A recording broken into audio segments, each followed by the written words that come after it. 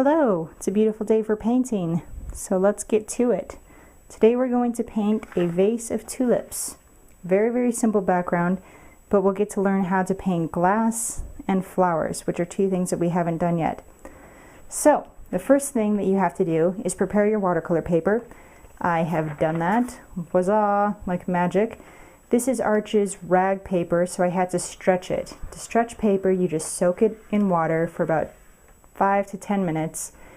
Then you let it drip dry, lay it down on a piece of plyboard. I use 1/4 inch plyboard.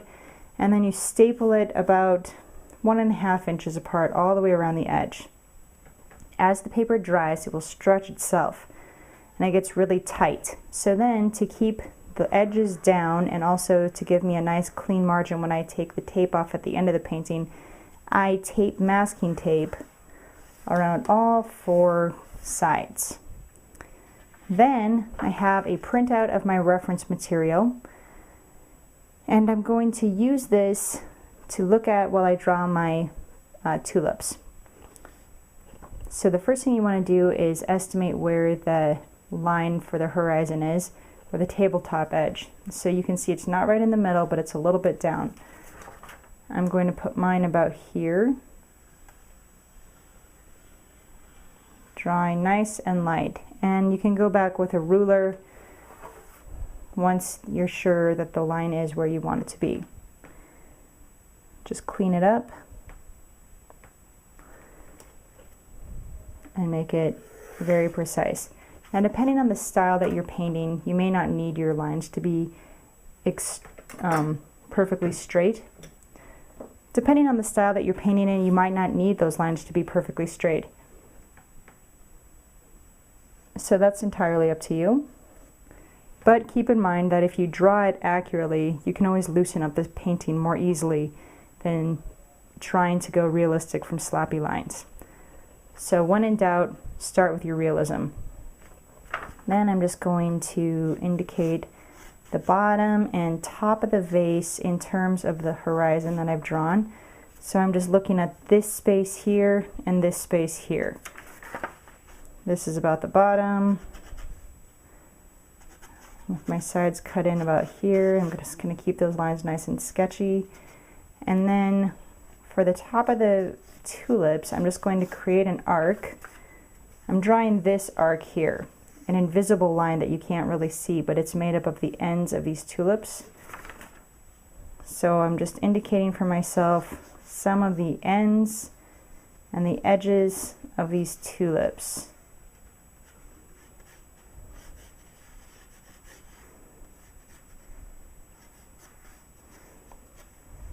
And then there's one petal laying on the tabletop right here.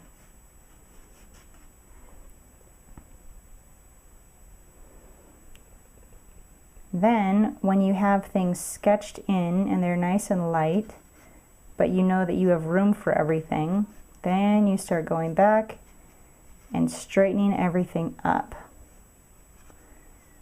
So I can use a French curve if I want to make this curve really straight, or I can just do the best that I can with my eyeballs. But I do like to use a triangle to get my verticals true to my horizon line. That way I don't do all the work of painting and then come back and notice at the very end that it looks like my vase is slopping over to one side or the other. A triangle is very helpful, and I like to give myself a guideline for the center too. Keep it light. I don't know if I'm going to use it in the drawing or not, but when it's there, it helps me to keep things square. Then I can just start to sketch in the flowers, the interior of the individual flowers like this.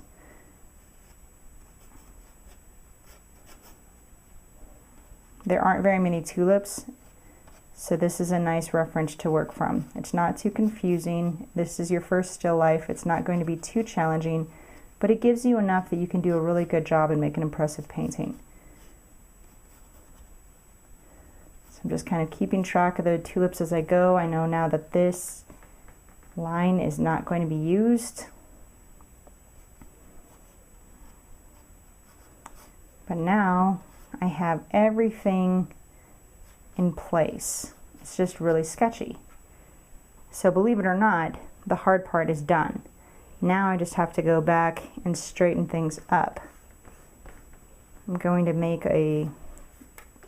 use my triangle again here and make a line for the bottom of the vase, making sure that that's kept square.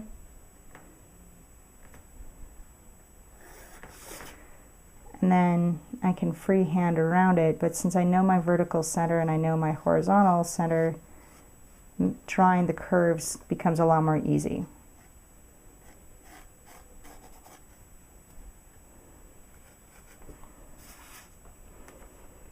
So then as you draw, just take some time and erase any lines that you need to clean up.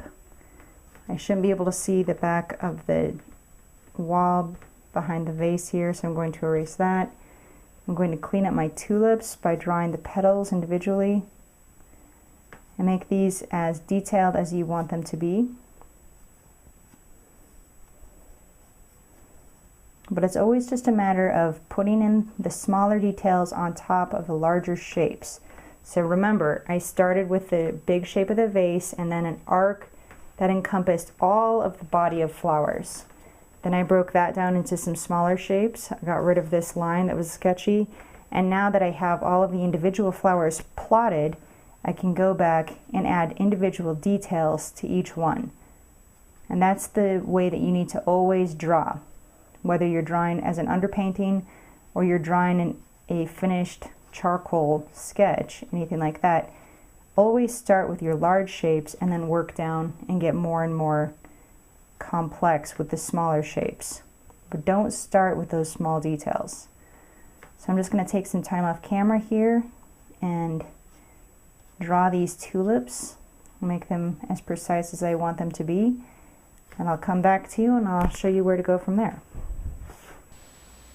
This is about as far as I pushed it with the underdrawing, so you can compare that to the original. And now you see these really fine lines of bright whites. Before I start the painting, I'm going to protect those with a fine line masking fluid pen like this.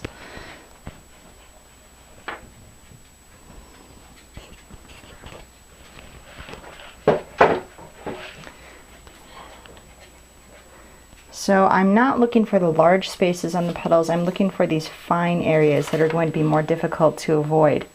So there's the tips of those little curls. It's like I'm plugged up here, so I'll just poke a needle through.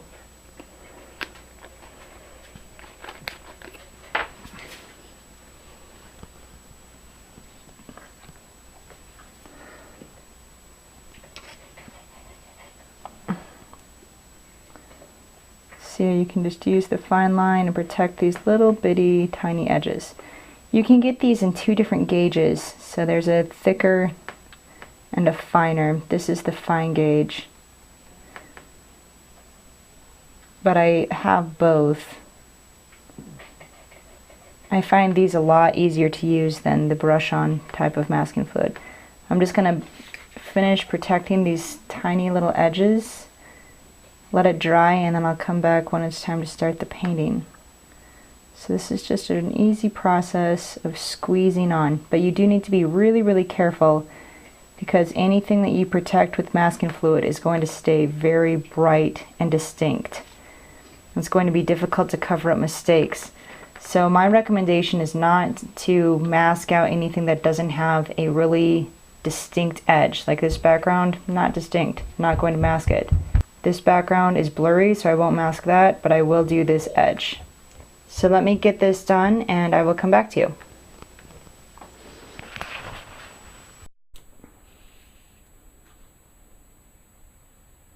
Hello, welcome back to the wonderful world of painting flowers.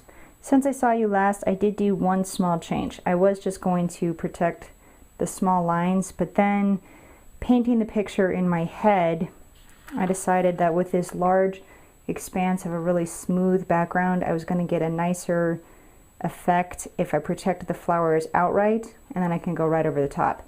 So that's what I did. That's what I suggest you do. I used masking fluid. You can use that, or you can use Frisket film, or you can use a combination of both, or you can just try your luck at going around those finicky little edges. The problem with that is that the watercolor dries really fast, and it's almost impossible, in my experience, to get a large expanse of really smooth gradated tone if you don't protect your shapes in the foreground first. Sorry, I'm trying to do a couple things at once here because I want to mix up a big green, blue, turquoisey expanse for my background. So I was focusing on doing that. To get that color mixed up, I'm just mixing some green, some blue, and some yellow together on my palette. Then I'm going to test my color before I put it down through the help of these little test strips. I have a whole box. Whenever a painting doesn't work out well, I take the scraps, I tear it into little squares, and then I punch a hole in the squares. I have a square punch for this purpose. As you might guess, I have a lot of paintings that don't work out well. So then I have these squares that I can put right up against my reference material. I can paint and then match it right next to it, and I can get a good view of what I'm going to have. See, that's obviously way too blue. So let me try adding some more yellow to it.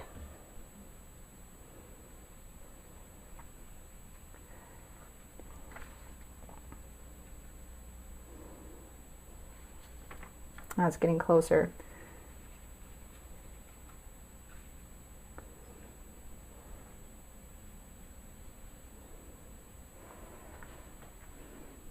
Yeah, I like this. So here's what I have.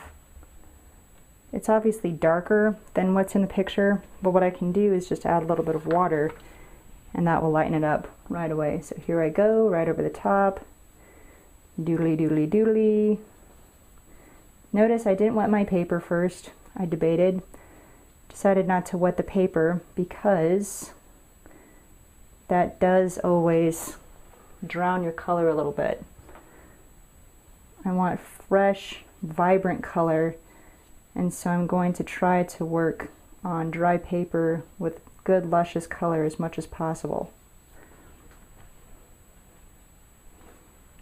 What a great word that is, luscious. Now I didn't protect my jar, only my flowers, so when I get to this edge, I need to be really careful.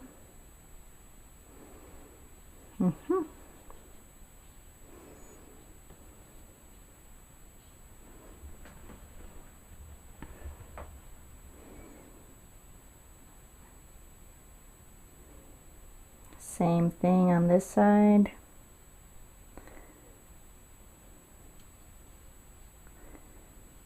But you know, I think I'm going to be glad I did the extra work of protecting it. I'm never sorry that I protected things. I'm always sorry when I didn't and I should have. So, gotta play your own cards there. Okay, I'm going to also get the corner right here. I should say the edge. I'm going to get that a little bit wet because it's not a hard edge in the picture. It's soft and lost. See how lost it is? And that's really pretty and I like it. So I'm going to keep that for my picture. And this is the same color that I have in the background. It's just watered down a lot. So I literally just got my brush wet, not entirely rinsed out, and continued painting down. That's working out really well. Of course, you have to make sure that you do this before your painting is completely dry.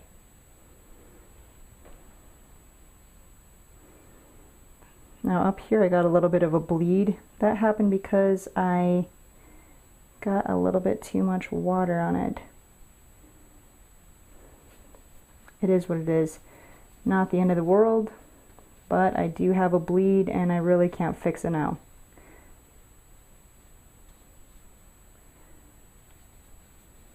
because you really have to let a watercolor rest. I'll show you what happens if you try to go back in.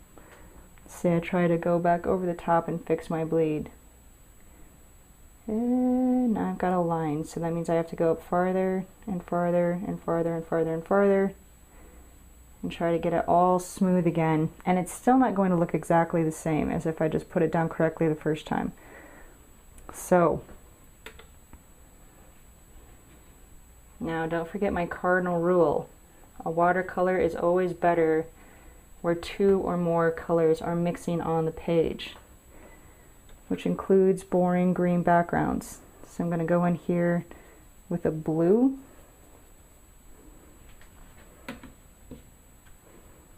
And I'm going to spice it up a little bit.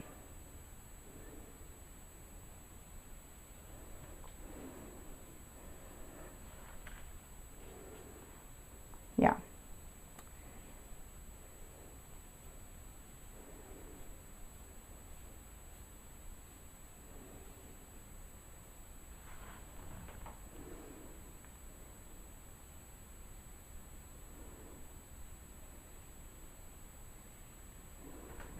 There.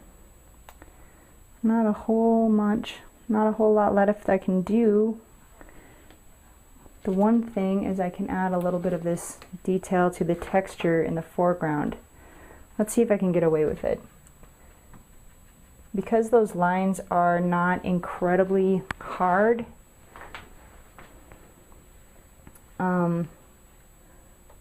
your paper needs to be just a little bit wet. I'm just gonna go in like this, add some lines because that's what I see in my page, and I like that pattern. I think it's interesting.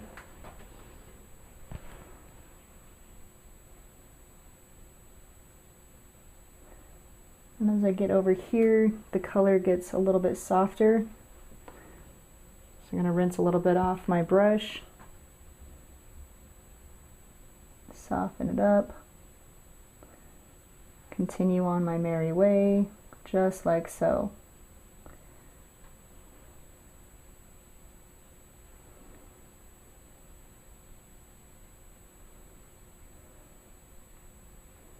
And then to soften these into the background, I'm using just a wet brush with hardly any color on it at all, and I'm extending the line. So then, because the lines are still wet as I do this, the paint is going to follow the water and it will make a natural transition. Dark in the foreground, lighter as it goes back, which is exactly what I want.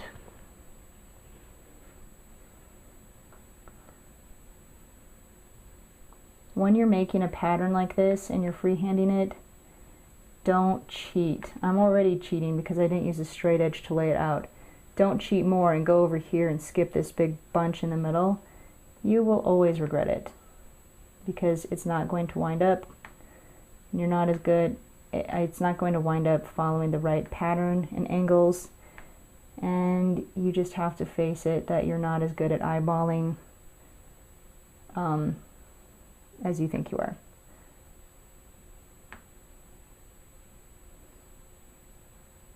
It's a lesson that I had to learn, and so must you. So must we all. Here I go. Continuing on, continuing on.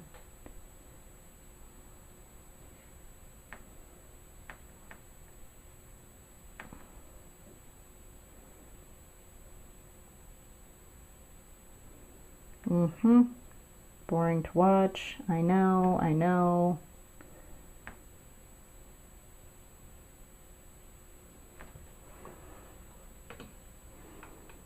Now let me rinse out my color and extend these lines into the background just a hair. Back here it gets really indescript, difficult to see. I want it to stay that way in my painting because that gives me a sense of these lines going back into space.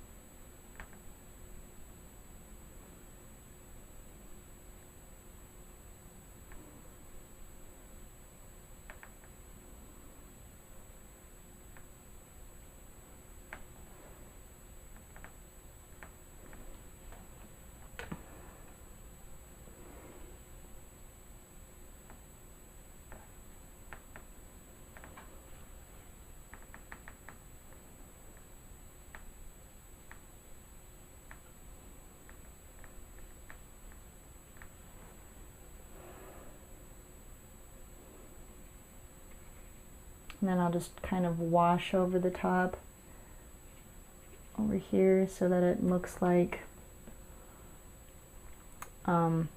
they're just too similar to the cloth in the background for you to see any more detail. That's cool.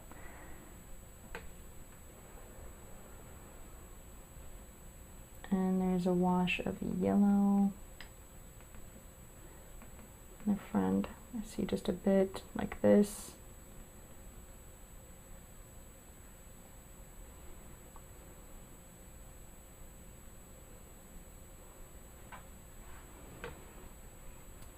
So I'm picking up just a hint of these shadow shapes that I see in the picture.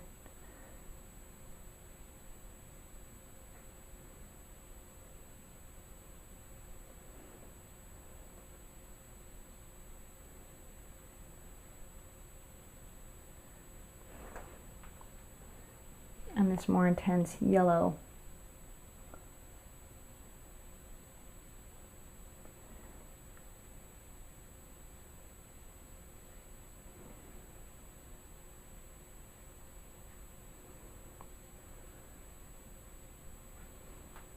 Cool. I'm going to let that dry completely, and then I'll come back, we'll take off the masking fluid and push on.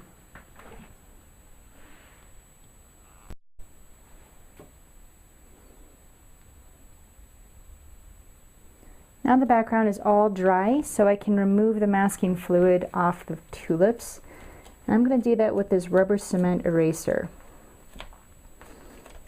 You can take your time, just use small little movements like this, rub it off bit by bit. Hopefully this doesn't happen to you, but it often does to me. I'll have little bits that didn't get quite covered. See? I'll show you how to clean those up later.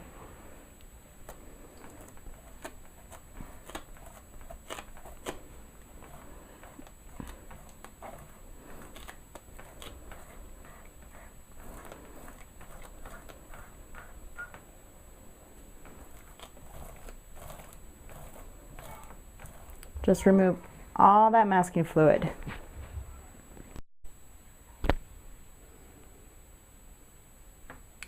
Now everything is dry, and we removed the masking fluid, and then I added a little bit more to the initial edges where the flowers are being struck by light. So now I'm ready to start painting. So obviously we have two distinct colors of tulips. I'm going to mix up both of those colors.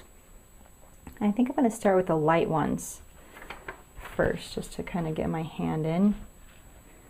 So I'm finding a nice pink. I don't want it to be too purpley.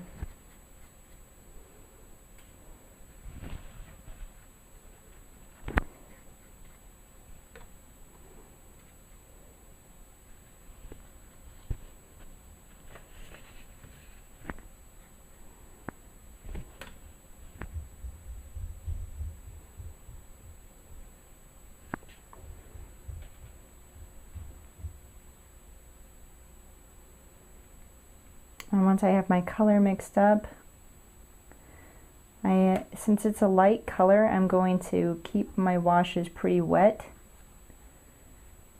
and just fill in those large shapes of the light colored tulips.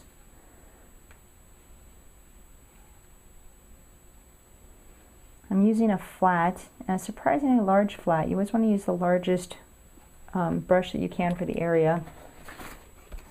Here I got out of bounds a little bit, so I'll just blot that with a paper towel. No harm, no foul.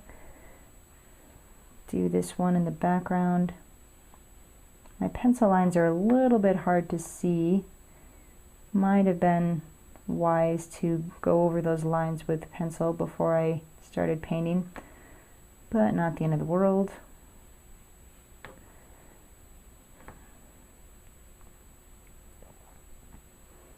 So see how I'm just filling in what I see. The most important thing to remember is that you don't lose your lights.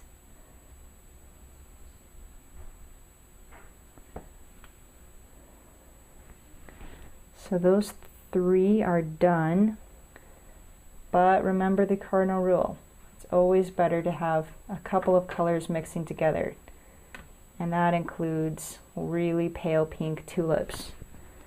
So I'm going to go in to the shadows and add just a bit of purple. A very little bit.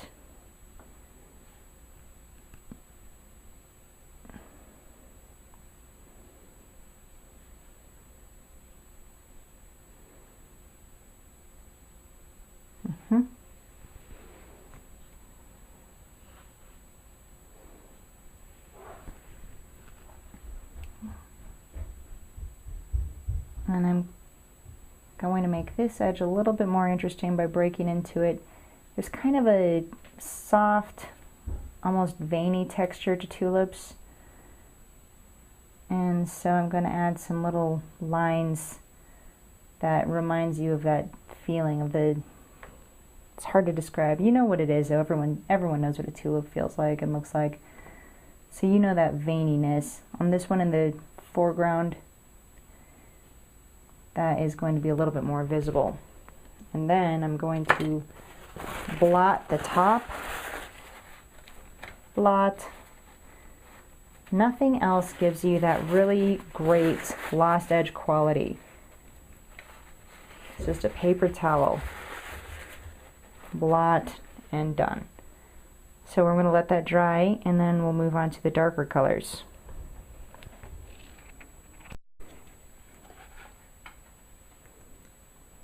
Those light, ooh.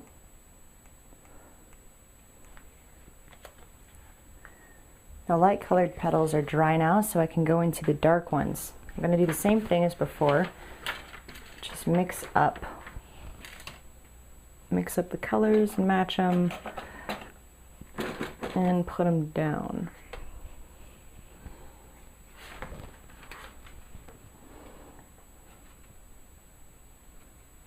So these have a little more red in them. I'm going to put in some alizarin crimson and some Windsor red. See how that looks.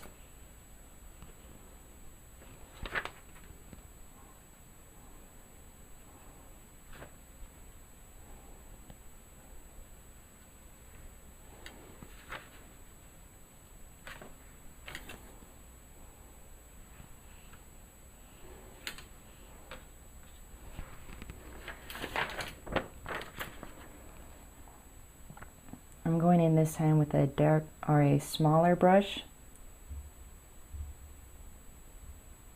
and I'm being a little bit more careful, but I'm going to start with the lighter color, and then after this first pass is dry, I can go back in and darken up the shadows of each tulip. I just want my external lines to be really carefully rendered. And if you want a looser approach, that's totally fine. That's up to you.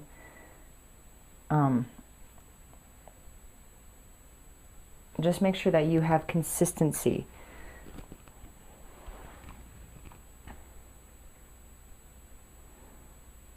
So I can go back in while it's still wet and add some second shadow colors. But I don't want to do too much of that because it's going to bleed since the color isn't dry right now.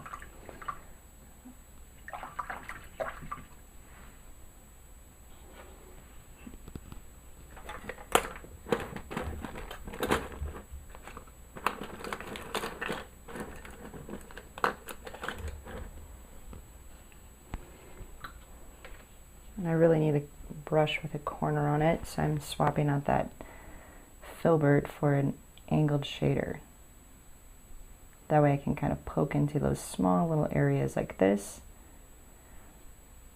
and I still have the precision in a wide flat area.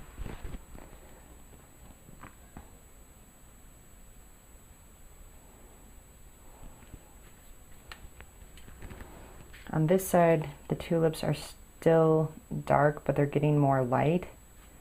They're being hit with more light, I should say. So that's going to change the color.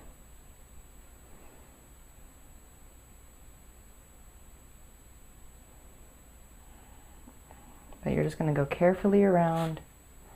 Make sure that you match the color before you put it down on the page. And let two colors mix on the page.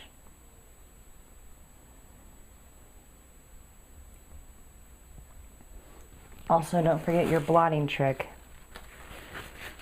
You can vary up the texture and get something a little bit more interesting going really easily by just blotting it with a paper towel.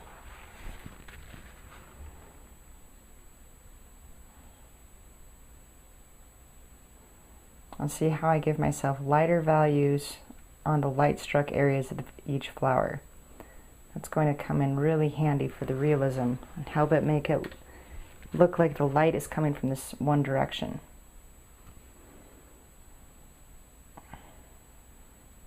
On this flower, there's a lot of shadows on the inside that I can see. So I'm going to just paint the light colors first, and then I'll come back after that's dry and paint the darker colors. A little more purple down here too, I think.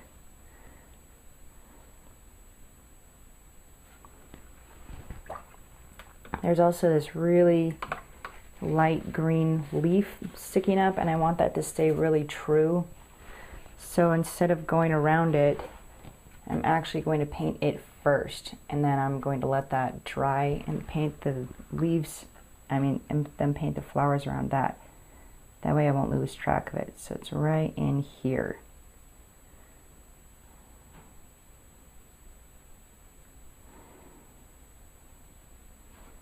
Bonk. As long as I have that color on my brush, I'll also go in and paint a couple of these stems.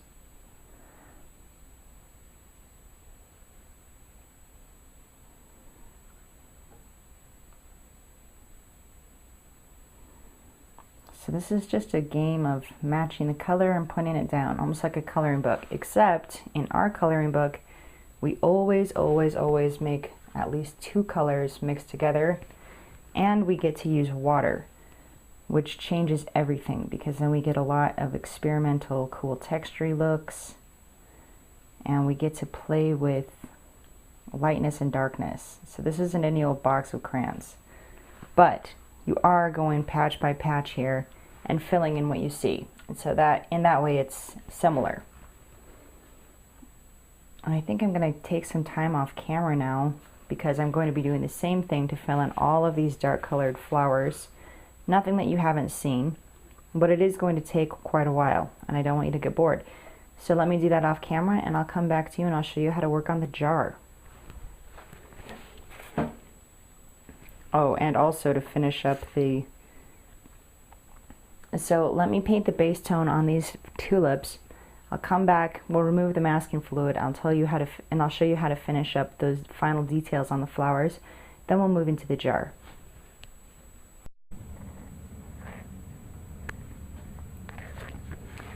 Now the base of the petals is all done, so I'm going to zoom in here and show you how to do some of the detail work.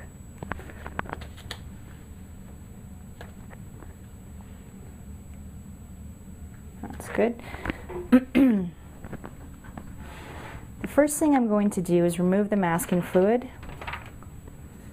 You can either use that rubber cement eraser again, or just rub it with your finger like this. I'm not removing it from the jar yet, just the petals.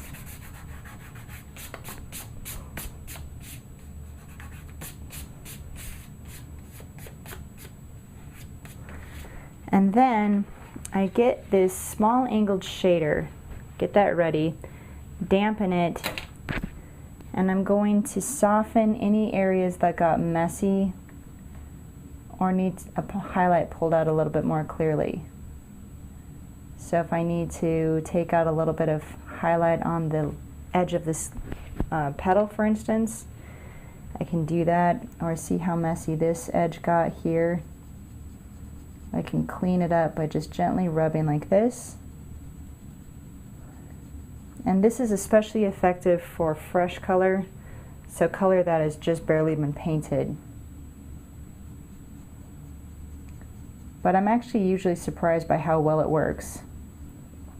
Some colors like cerulean are staining colors, and so they don't ever pull off as well. They're going to stain the paper and you can't lift them off. But even those can be lightened significantly with just this simple method of getting the area damp and rubbing it, and then blotting it dry with a paper towel if you need to. See how I can clean up any little edges that I don't like.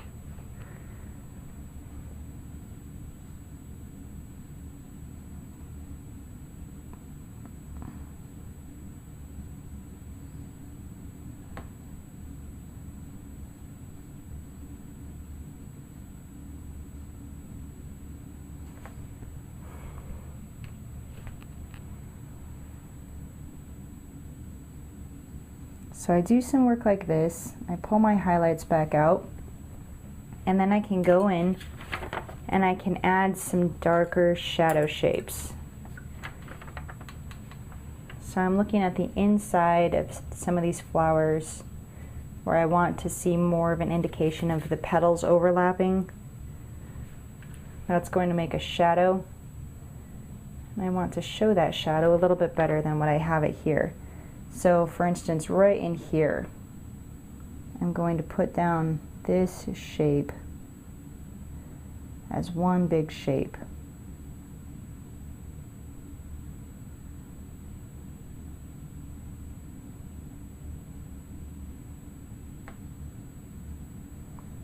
And it looks like a shadow being cast by this petal that's coming up, lifting over the top. So you just carefully do this work with a little round or the largest brush that you can. I like to do my details with rounds because usually the details involve more small lines.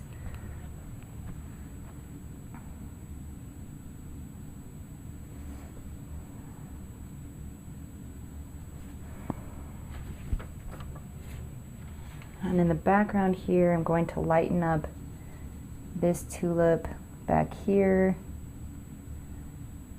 Rub out some of these lines.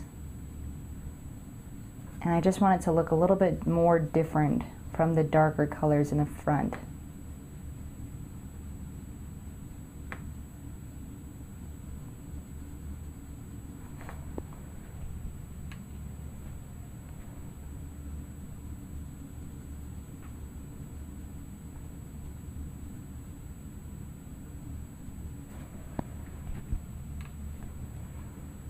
Soften these in here. So this is just a softening phase, and I'm going to do this over all of the flowers and then add the details by adding those dark shadows.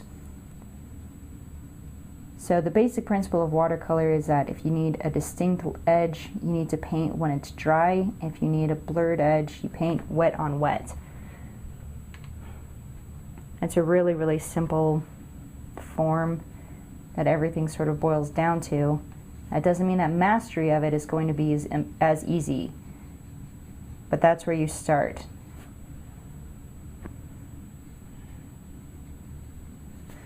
Okay, let's say that I had done all that. Now let's move down into the vase so I can show you some of that work. Doing glass is just a matter of observation. You see how there are hard edges everywhere you look, and there are distinct color patterns and color shapes.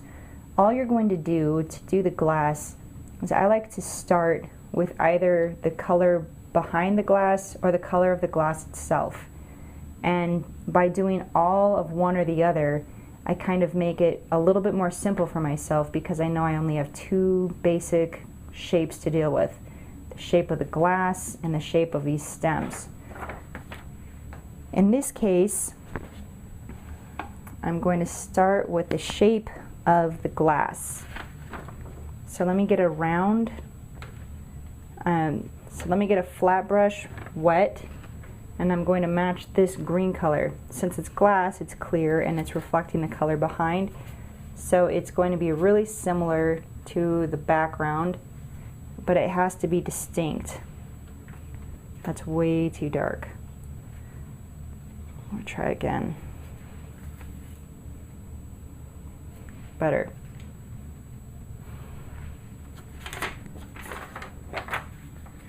So now I'm going to try to do this in as few steps as possible, because I want my shapes to be really clear, and so I'm going to help the clarity by putting them down as large shapes that are not interrupted. And don't forget that I already protected my highlights with the masking fluid, so I don't need to worry too much.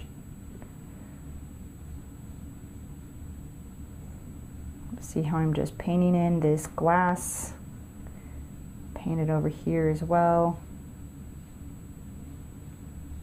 And this might not be the be all and end all of the glass, so I'm gonna have to make some modifications, but at least it's going to be a consistent color that will unify and help this to look like glass. So everything needs to have as few color changes as possible.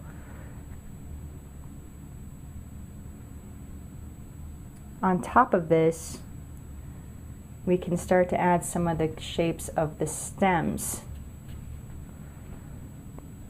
But you have to be careful not to add too much color where they're going to bleed together.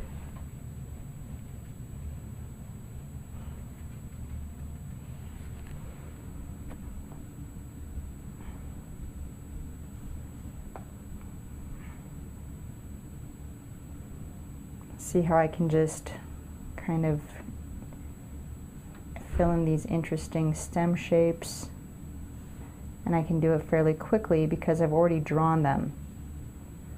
So drawing helps also.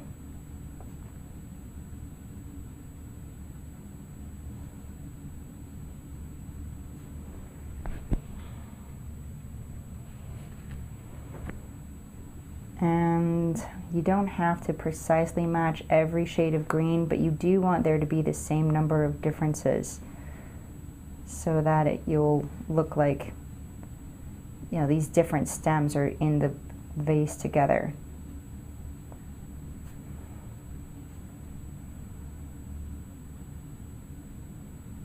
All right.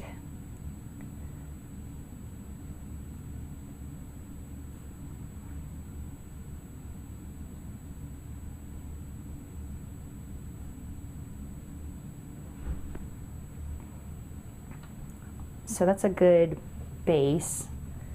Let me add just a little bit more dark blue in here to let that mix while it's wet. Remember the cardinal rule, you always want to have at least two colors mixing on the surface. And then I'm going to put this away, let it dry, come back to it, remove the masking fluid. I'm also going to work up my petals a little bit more off camera, since you've seen the basics of that. There's another petal, and this goes down lower. All right, but that is really all I'm going to do on those stems and the glass, and then we'll be pushing forward on the glass when we come back.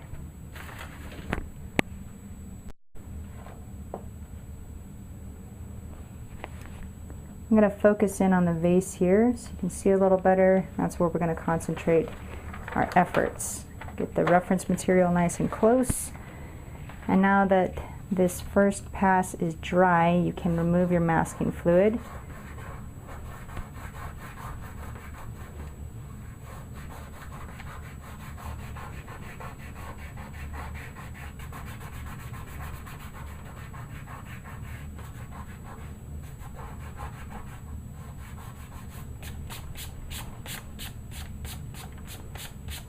And now we'll focus on the darker shadow shapes in the glass.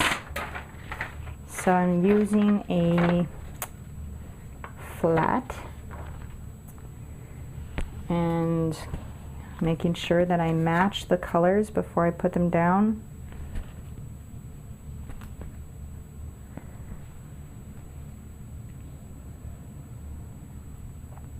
And then I'm just going to go in really carefully and add the shadow shapes. There's no trick here, it's just a matter of taking your time and being certain of the color that you're putting down and where everything goes. So you can solve those problems with two things: a pencil to draw your lines before you paint them, and a test strip to test your color before you paint it down. Obviously, drawing every line and testing every color before you paint it is going to mean that you take extra time in your painting, but that is the secret to making an excellent painting. It does take more time. It's not like you reach a level in art and suddenly you can just paint everything perfectly without drawing it. That just doesn't happen. So don't get lazy and don't expect your lines to come out perfectly if you don't take the chance or you don't take the effort to draw them as perfectly as you can. There's very little guesswork in art,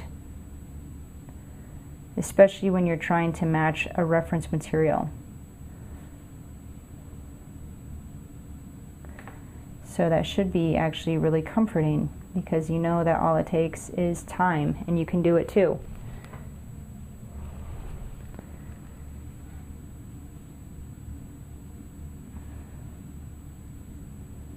Adding some green to the glass here, and some little shadows around the bottom.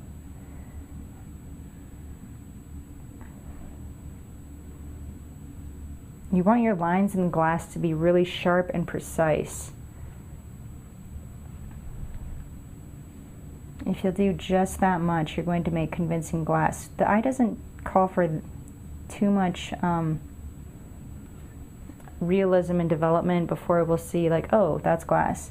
Of course, then it becomes a matter of how far do you want to push it. Do you want it to be photorealistic, or do you just want it to be recognizable as glass? Because even right now, a viewer would see this as flowers in a vase that is glass.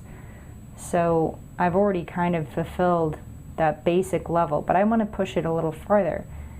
And I want it to look even more like convincing glass.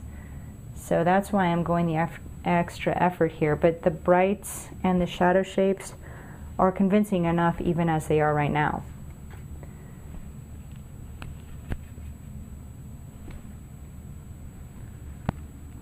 I'll also get this last tulip petal painted, just so I don't forget where it needs to go. Since I'm painting the glass, I want to make sure that I don't paint over the top of this. That's boring. So you know the secret, I'm sure. Add a second color. Let it mix in the petal while it's wet. And if needed, give that petal a little blot.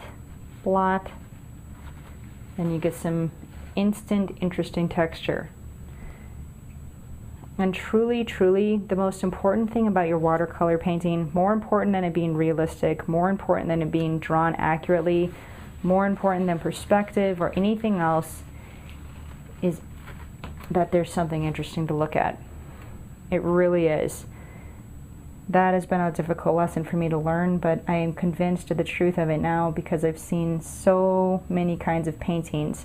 And it's not the style, it's not the realism that make them successful or not. It's if there's anything interesting to look at. Is there something that catches your eye? So a lot of that is just texture and style.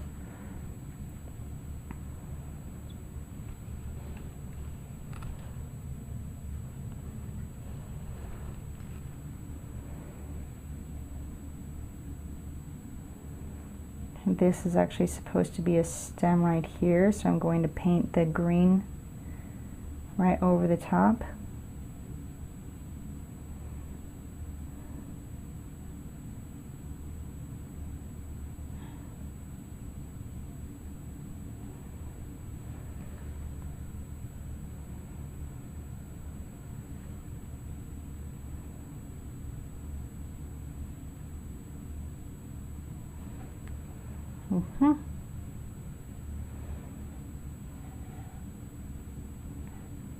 And just use nice precise lines.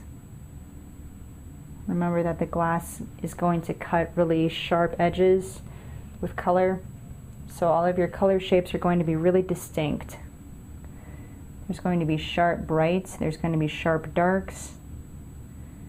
You need a lot of really distinct edges.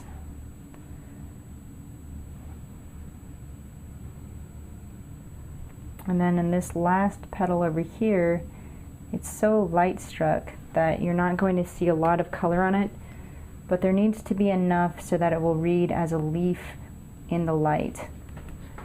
Make sure you're, yep. So I can just add some really light yellow-green to the shadow sides of the leaf. Then I'm going to leave that and I'll see how it looks when it's dry. So let me do some finishing polish up work on this glass. I'll come back to you one last time and show you how the final piece looks.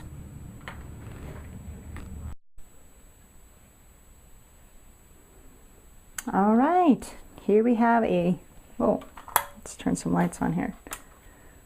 Good. And here we have a lovely little vase of tulips. So the last thing I'm going to do is take off this tape, always the very best part.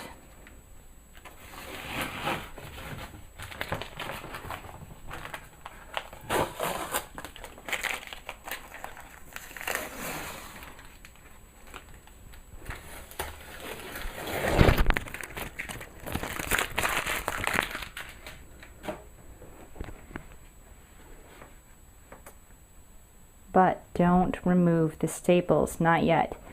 You want to keep it on your board, whether that is staple down or gum down,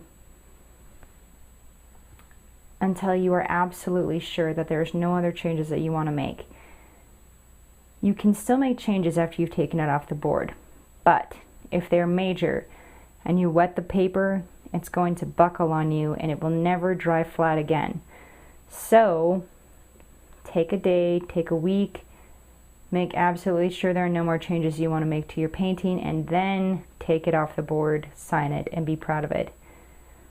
So that concludes our painting tutorial, and that concludes our painting tutorial on painting tulips and glass. I hope that you've learned some things you can take away with you, and I hope you try this one in your own studio. Thanks so much for watching.